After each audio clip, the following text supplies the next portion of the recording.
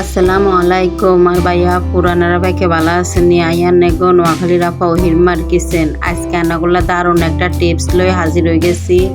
আসলে যে সামনের উপকরণটা দেখিয়ে বুঝতে পারতেছেন আসলে কি টিপস নিয়ে হাজির হয়ে গেছি। হ্যাঁ, চিয়া সিড আর এখানে কিছু উপাদান। আসলে এগুলা দেখাবার মূলত কারণ হয়েছে আসলে আমাদের বয়স যখন 25-এর পরে যায়, তো ওই সময় দেখা গেছে আমরা সব দিক থেকে শারীরিকভাবে একটু অসুস্থতা ভুগি।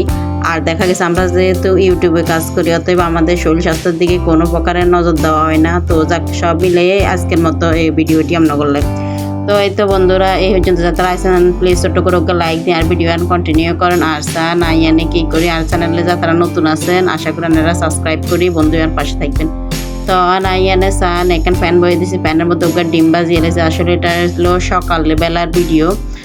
সকালে আমরা প্রতিদিন সকালে আসলে আমরা যদি ভাত রুটি যাই খাই, কিন্তু আসলে আপনার স্বাস্থ্য ভালো রাখবেলা বা সুস্থ থাকবেলায় যেটা বিশেষ করে করণীয় এটা হলো আমরা প্রতিদিন একটা করে ডিম খাইতে হইব। আচ্ছা নাই এনে ডিম গুণ বাজি লইয়ের,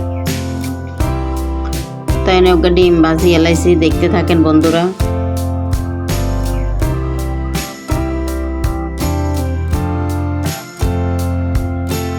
আর এটা ঘি দিয়ে বাজি। আসলে ঘি দিয়ে বাজলে কি হয়, ঘি আসলে আমার শরীরে অনেক উপকার করে, আসলে উপকারী জিনিস।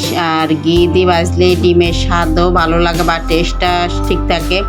আর দেখা গেছে ঘির কারণে ঘির তুন আমরা অনেকটা ক্যালসিয়াম পাই, বা দেখা গেছে ঘি জিনিসটা অনেক ভালো।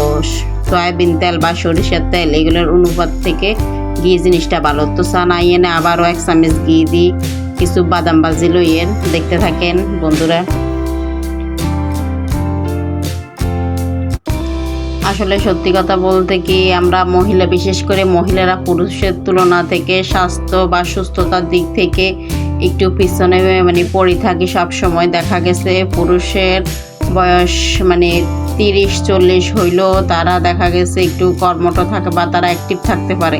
বাট কিন্তু মহিলারা যখন বয়সটা 25-এর পর হয়ে যায়, বিশেষ করে আসলে মহিলাদের শারীরিক এবং মানসিক চাপের কারণে দেখা গেছে যে মহিলারা স্বাস্থ্যহীনতায় বেশি ভুগে বা সুস্থ থাকার যে একটা থাকে আসলে সুস্থ থাকতে পারে না। দেখা গেছে 25-এর পর থেকে আমগরে অনেক মেডিসিন গ্রহণ করতে হয়। আর আসলে মেডিসিন না খাইও উপায় নাই, যে আসলে আমরা মূলত যে আমরা শুধু ভাত আর রুটি এই দুইটা জিনিসে বেশি খাই মহিলারা। আর দেখা গেছে আমরা সংসারের বাচ্চা কাচ্চা স্বামী সন্তান আসলে সবার দিকে নজর দিতে দিতে আসলে নিজেদের স্বাস্থ্য বা সুস্থতার দিকে কোনো নজরে দিই না।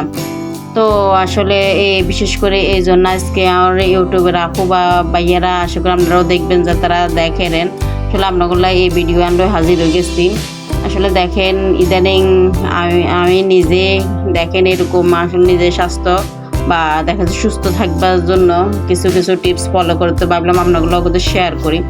তো নিয়ে না চিয়া সিড লইছে। আসলে চিয়া সিড জিনিসটা এমন একটা এটা ওষুধি গুণের থেকে বেশি। আসলে চিয়া সিড আমগো বাংলাদেশি সিড না, তারপর এটা হলো আফ্রিকার একটা একটা উপাদান, যে ওইটা একটা উদ্ভিদ, তো ওইটা থেকে পাওয়া যায় আর কি চিয়া সিড।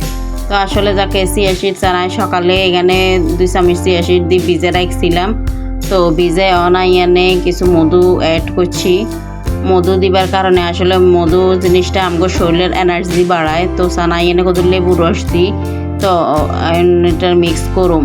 আসলে এইভাবে যদি আপনারা প্রতিদিন সকালে 1 গ্লাস চিয়া সিড খান, তো এতে করে দেখা গেছে সারাদিনে যে আমরা পরিশ্রমটা করি, দেখা গেছে আমরা সংসারে অন্য মানুষকে পিছনে দৌড়াইতে নিজের কোনো খবর রাখি না। তো এভাবে যদি আপনি 1 গ্লাস প্রতিদিন চিয়া সিড খান, তাহলে দেখা গেছে আপনার শরীরের যে এনার্জিটা আসলে সেই এনার্জিটা ঠিক থাকবো। আর দেখা গেছে আপনার যে আমাদের বয়স যখন 25-এর পর, যেটা বলছিলাম আর কি, 25-এর পর থেকে আসলে আমাদের শরীরের রোগ ব্যাধির বেশি বাধে। তো যাক, এই কারণে দেখা যাচ্ছে চিয়া সিড যদি আমরা গ্রহণ করি তাইলে আমাদের রোগ প্রতিরোধ ক্ষমতার দিকেও উন্নত হয়, আর আমরা দেখা গেছে একটু সুস্থ থাকি। তো সকালে যদি আমরা ভাত রুটি যাই খাই, এর পাশাপাশি 1 গ্লাস চিয়া সিড খাই নিতে পারি, তাহলে কিন্তু আসলে এটা আমাদের সারাদিনের শক্তি সঞ্চয় করে রাখে আর রোগ ব্যাধি থেকে অনেকটা দূর থাকে। আর এখানে আরও দুইটা জিনিস ফলো করবেন আপনারা। এখানে কিছু বাদাম ঘি দিয়ে বাজি নিয়েছি, আর বাদামটা আসলে আমাকে ক্যালসিয়ামের ঘাটতি পূরণ করে। আসলে আমরা যখন দেখা গেছে মহিলারা বিশেষ করে মানে প্রেগনেন্সিতে বা যে কোনো অসুখে বিসুখে বেশি মানে নিজেদের শরীরের ক্ষতিটা হয়ে যায়, তো এতে করে দেখা গেছে বাদাম খাইলে আমাকে অনেক উপকার হয়।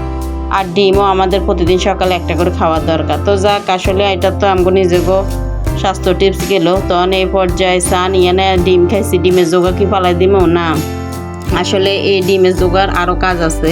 আসলে ডিমের জোগারও অনেক মানে গুণের অনেক উপকার আছে।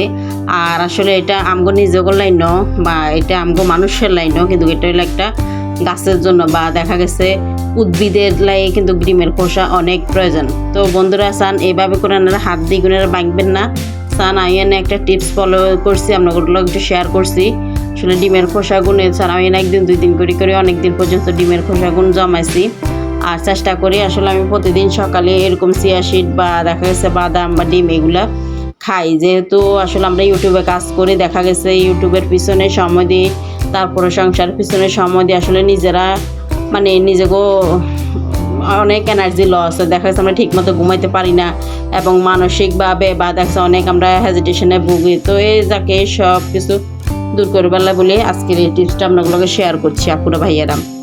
তো সান আইনে অনেকটা বেলুনের সাহায্যে ডিমের খোসাগুলো এক পলিথিনের ভিতরে ঢুকায় তো অনেকগুণ সব গুঁড়া গুঁড়া করে নিয়ে সান অল্প কিছু আঘাত করলে হালকা মানে আছে আঘাত করলে এগুলো সব গুঁড়া গুঁড়ো হয়ে যায়।